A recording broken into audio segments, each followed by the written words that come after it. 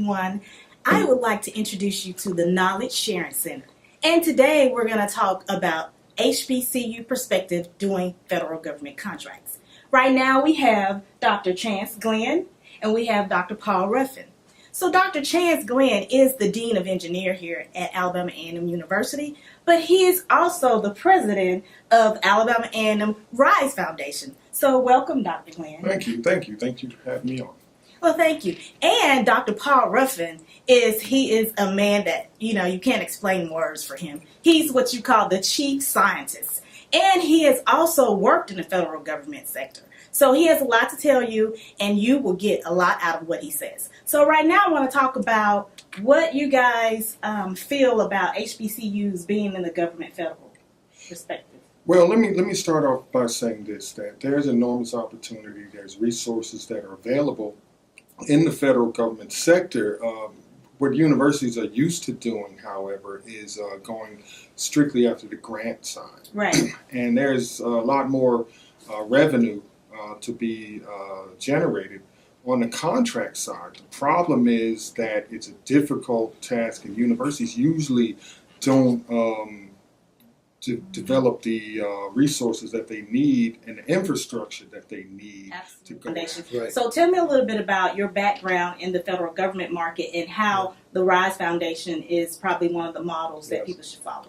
Well, like you said, I worked in the government for over 30 years, and the thing that the government is lacking sometimes is the innovation. Mm-hmm. And so we go to the universities to find the innovation in the scientists, and the professors in the different areas, different disciplines, physics, engineering, and those areas. Mm-hmm. So we've always needed to find that innovation in universities.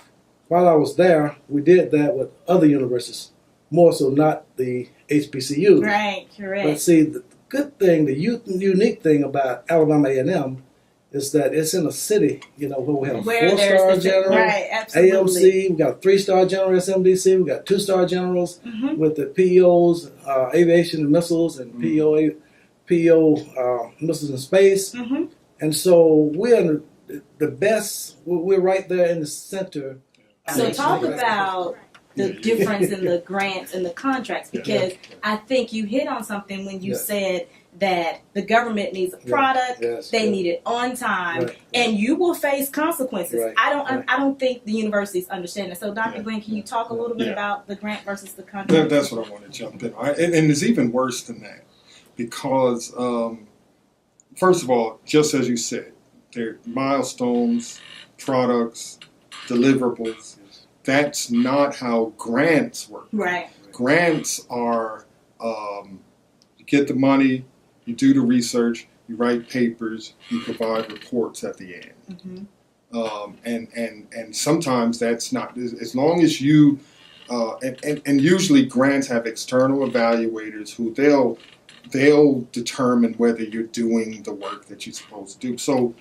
So the professors are not used to providing time and effort, those kind of things in a way that a contract is. So that's a culture that's been created, and that autonomy and that that ability to determine your own destiny as a professor, that's one of the perks of being a professor. Right. Now, on the positive side is that if you can make a contract effort look like a scientific, almost grant-like effort to, if you make it look like that to the professor, then it can almost be the same thing. So what we're trying to do with RISE is taking opportunities and create them in such a way that allows the faculty member to operate almost as if they were operating on a grant. But the heavy lifting then is done on the foundation side.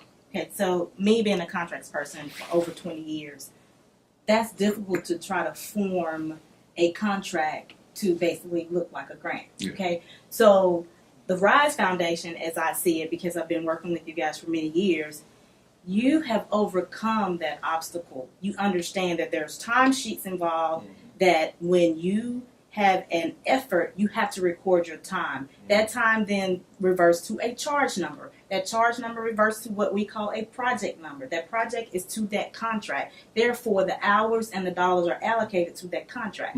So that's something that I don't think universities in general are used to. But this is why we now have the Knowledge Sharing Center.